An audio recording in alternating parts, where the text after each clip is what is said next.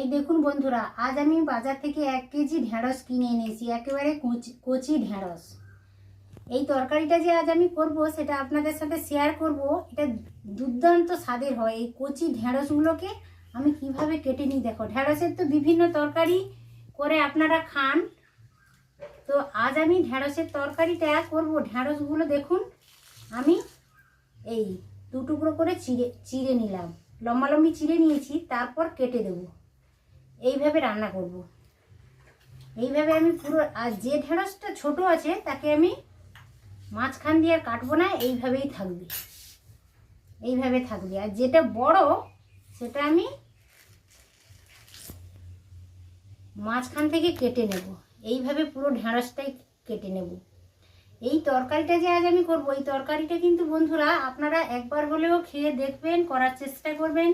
ভাবছেন হয়তো এটা পাতি রান্না, কিন্তু পাতি রান্না নয়, এটা খুবই টেস্টি, খুবই খেতে ভালো লাগে। এবং ছোট চিংড়ির সাথে ঢেঁড়সের এই ঢেঁড়সটা চিড়ে নিয়ে ছোট চিংড়ির সাথে তরকারিটা খুবই দুর্দান্ত স্বাদের হয় আর কি। এইটা ভাত দিয়েও খেতে খুবই ভালো লাগে, আর রুটির সাথে তো কথাই নেই, ভীষণ ভালো লাগে এইটা খেতে। তো আপনারা দেখতে থাকুন, আমি এবার রেসিপিটা কিভাবে কমপ্লিট করি আপনারা দেখতে থাকুন। ভিডিওটা স্কিপ না করে পুরোটা দেখার অনুরোধ থাকলো বন্ধুরা। আমি এখন ঢেঁড়সটা কেটে নেব, চিংড়ি মাছটা কেটে নেব, তারপর তরকারিটা করব। নমস্কার বন্ধুরা, গঙ্গাসাগরের বনেদি রান্না ও পরিবেশ ইউটিউব চ্যানেলে আমি সকলকে স্বাগত জানালাম। তীব্র গরম পড়েছে বন্ধুরা, সকলে সাবধানে থাকবেন এবং ভালো থাকার চেষ্টা করবেন। আজ আমি একটা রেসিপি নিয়ে হাজির হয়েছি। ছোট ছোট চিংড়ি দিয়ে ঢেঁড়সের একটা দুর্দান্ত স্বাদের তরকারি বানাবো। হয়তো শুনে মনে হচ্ছে ঢেঁড়সের তরকারিটা এমন আর কি নয় বন্ধুরা, ভাতের সাথে, রুটির সাথে, সবের সাথে খুবই ভালো লাগবে। আপনারা পুরো ভিডিওটা দেখুন, তাহলেই বুঝতে পারবেন। তো আমি ঢেঁড়সগুলোকে এই যে চিড়ে নিয়েছি, পুরো ঢেঁড়সটাকে চিড়ে তার মাঝখান দিয়ে কেটে নিয়েছি। একেবারে নরম ঢেঁড়স নিয়েছি আমি। তারপর চিংড়ি মাছ নিয়েছি 100 গ্রাম, ছোট ছোট চিংড়ি মাছ নিয়েছি। চিংড়ি মাছটা কেটে আমি লবণ হলুদ মাখিয়ে নিয়েছি। আর এই তরকারিটা করার জন্য বিশেষ কিছু মশলা আমি ব্যবহার করব না, একেবারে হালকা মশলাতে অল্প তেলেই রান্না করব, কিন্তু খেতে ভীষণই ভালো লাগে। একবার করে দেখবেন। কাঁচা লঙ্কা 4-5টা আমি চিড়ে নিয়েছি, একটা টমেটোর হাফ নিয়েছি, আর 2টো পেঁয়াজকে ছোট ছোট করে আমি কেটে নিয়েছি। আর মশলাগুলো আমি রান্না করতে করতেই দেখিয়ে দেব। এবার চলুন আমি তরকারিটা শুরু করি। উনানে একটা কড়াইও বসিয়ে দিয়েছি, কড়াইটা গরম হয়ে গেছে, আমি জাল লাগিয়ে দিচ্ছি। আমার এক পাশে ভাতও হচ্ছে, এক পাশে তরকারিও আমি করে নেব। তো কড়াইতে আমি প্রথমত তেল দিয়ে দিলাম 2 চা চামচ।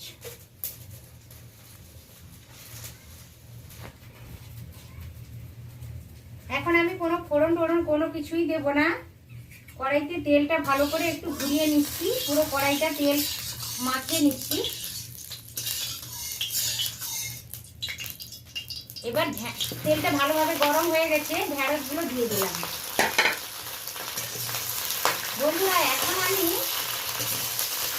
ঢেঁড়সটা অনেক সময় ধরে ভালোভাবে নাড়তে থাকবো, লবণ হলুদ কিছুই দেব না।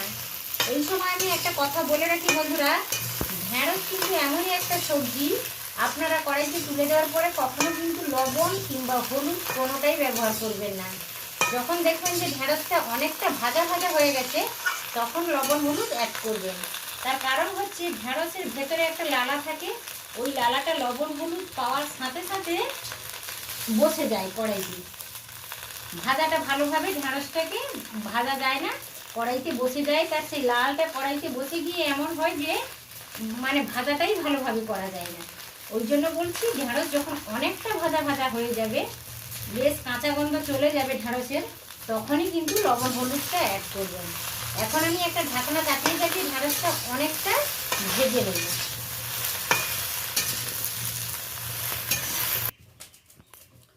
এই দেখুন বন্ধুরা, আমি একটা ঢাকনা চাপিয়ে রেখেছিলাম, ঢেঁড়সটা কতটা ভাজা ভাজা হয়ে গেছে দেখুন। গায়ে হালকা আঁচও লেগে গেছে, একেবারে লাল চলে গেছে, কাঁচা গন্ধ চলে গেছে, বেশ ভাজা ভাজা হয়ে গেছে। তো এবার আমি কি করব, এবার লবণ হলুদ দেবো। লবণ হলুদ দিয়ে আমি আরও 2-3 বার নেড়ে নেব, আরও একবার চাপিয়ে দেব হালকা কুক করার জন্য। হলুদটা দিয়ে দিলাম। এবার আমি স্বাদ মতো লবণটা দিয়ে দিলাম।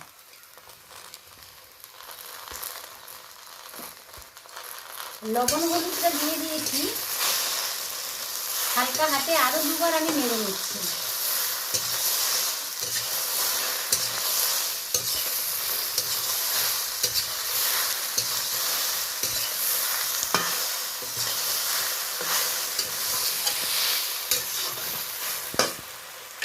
এবারও আরও 2 মিনিট একটা ঢাকনা চাপিয়ে দিয়ে কুক করব। এই দেখুন আমি ঢাকনাটা খুলে নিলাম। ঢাকনা চাপিয়ে আরও 2-3 মিনিট আমি ভালো করে ঢ্যাঁড়সটা কুক করে নিলাম। এবার ঢ্যাঁড়সটা আমি একটা পাত্রে নামিয়ে নেব।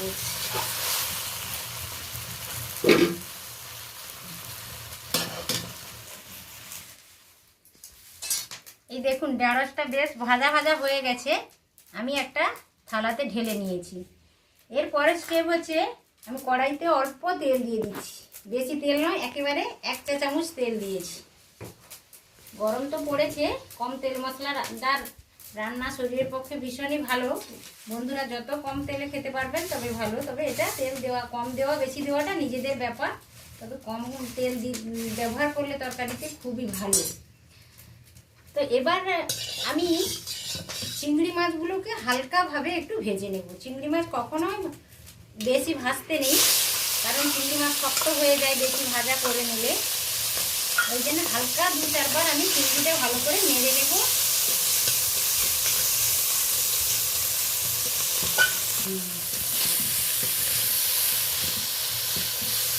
এই দেখুন বন্ধুরা অল্প তেল। এই দেখুন বন্ধুরা আমি ঢ্যাঁড়সটা বেশ ভাজা ভাজা করে নামিয়ে নিয়েছি, একেবারে ঢ্যাঁড়সটা ভালোভাবে সিদ্ধও হয়ে গেছে। আর চিংড়ি মাছটা, ছোট ছোট চিংড়ি মাছটাও ভেজে আমি ঢ্যাঁড়সের উপর নিয়ে নিয়েছি। কড়াইটা পরিষ্কার করে উনানে বসিয়ে দিয়েছি। এবার মশলাটা রেডি করে নেব।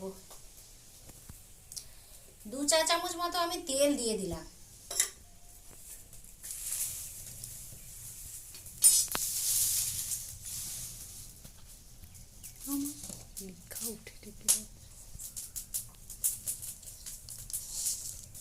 আমি ছোট চামচের 1 চামচ 5 ফোড়ন দিয়ে দিলাম ফোড়নের জন্য।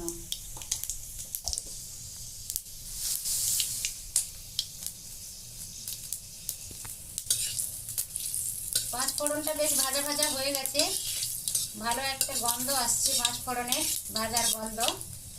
এবার আমি পেঁয়াজ, টমেটো, কাঁচা লঙ্কা সবই কেটে রেখেছি দিয়ে দেব।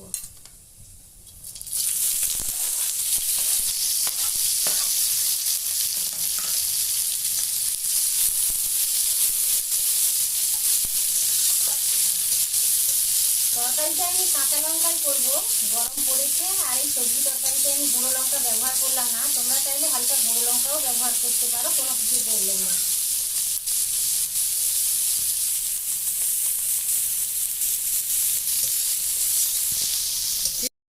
এই দেখুন বন্ধুরা পেঁয়াজ, কাঁচা লঙ্কা, টমেটো, 5 ফোড়ন দিয়েছিলাম আমি ফোড়নের জন্য, বেশ ভাজা ভাজা হয়ে গেছে, বেশ সুন্দর একটা ভাজার গন্ধ আসছে।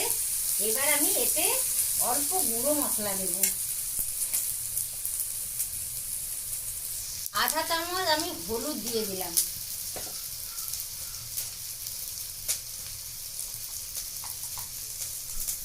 এক চামচেরও হাফেরও কম আমি জিরে গুঁড়ো দিলাম। কি সুন্দর লাগে দেখতে। আর আধা চামচ আমি ধনে গুঁড়ো দিলাম। এইটা আমি অল্প জল দিয়ে এই করবো, যেহেতু আমি গুঁড়ো মশলাটা দিয়েছি, ভালো করে নেড়ে নেব।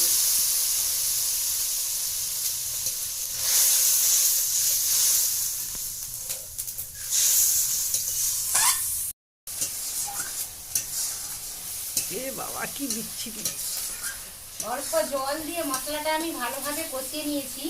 এবার ভেজে রাখা ঢ্যাঁড়স আর ভেজে রাখা চিংড়ি মাছটা অ্যাড করে দেবো।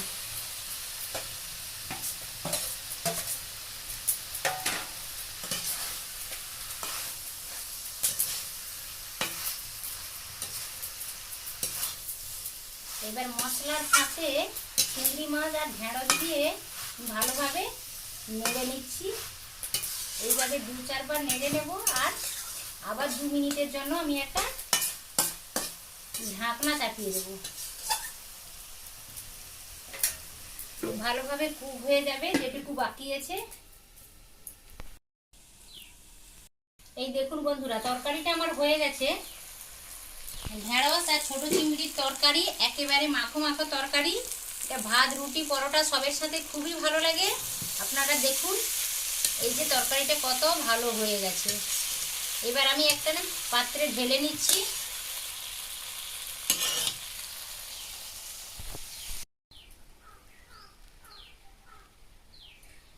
এই দেখুন বন্ধুরা, ছোট চিংড়ি আর ঢেঁড়সটাকে আমি চিড়ে নিয়েছিলাম। ঢেঁড়সটা এইভাবে যদি চিড়ে ছোট চিংড়ি দিয়ে রান্না করেন দুরন্ত স্বাদের হয়। বন্ধুরা একবার হলেও এইভাবে ট্রাই করে দেখবেন। আশা করছি ভিডিওটা সকলেরই ভালো লেগেছে। ভালো লাগলে আমার চ্যানেলকে অবশ্য সাবস্ক্রাইব করবেন আর লাইক শেয়ার করতে ভুলবেন না। এই পেঁয়াজ আর কাঁচা লঙ্কা দিয়ে তরকারিটা আমি সার্ভ করে দিলাম। এখন গরমে কাঁচা পেঁয়াজ খেলে শরীর ঠান্ডা থাকে, খুবই ভালো থাকে। তো এইভাবে ট্রাই করবেন। আজ আমাদের বাড়িতে কি মেনু হয়েছে আমি আপনাদের দেখিয়ে দিচ্ছি। আমাদের লাঞ্চে আজকে বোয়াল মাছের ঝাল করেছি। বোয়াল মাছের ঝাল করেছি, ঢেঁড়সের এই তরকারিটা করলাম আর আমের চাটনি করেছি। এই দেখুন, কি মনে হচ্ছে বন্ধুরা? চাটনি দেখে জিভে জল আসছে তো? ঠিক আছে, করে খাবো, কোনো চিন্তা নেই। আমার ভিডিওগুলো দেখুন আর আমার চ্যানেলকে অবশ্য সাবস্ক্রাইব করুন। আজ তাহলে আমি আসি বন্ধুরা, আবার দেখা হবে অন্য কোনো ভিডিওতে। আজকের মতো টাটা, নমস্কার।